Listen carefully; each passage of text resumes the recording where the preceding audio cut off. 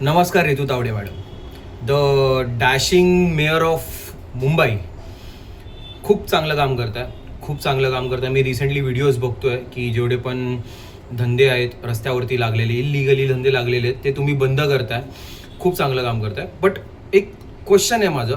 मी video जे बघतोय ना, त्या व्हिडिओमध्ये सगळे बघतोय की धंदे उडवले जात आहेत, गाड्या जे आहेत रस्त्यावरती लागलेले त्यांना तोडलं जात आहे.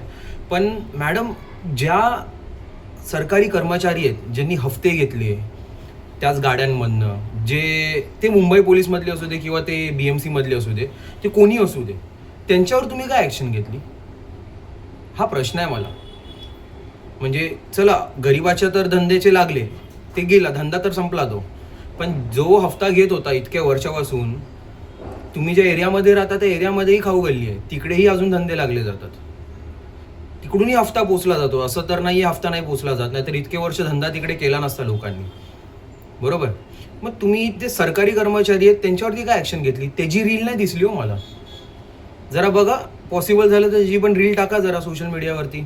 जसे तुम्ही बुलडोझरने दुकानं, गाड्या बिड्या उडवताना दाखवत आहे, तशी ती सरकारी कर्मचारी जे आहेत, जे हफ्ते घेत आहेत, त्यांची पण जे 12 वाजवता तुम्ही, ते पण दाखवा ना जरा. म्हणजे बाकीचे सरकारी कर्मचारी हफ्ते घेताना 10 वेळा विचार करतील.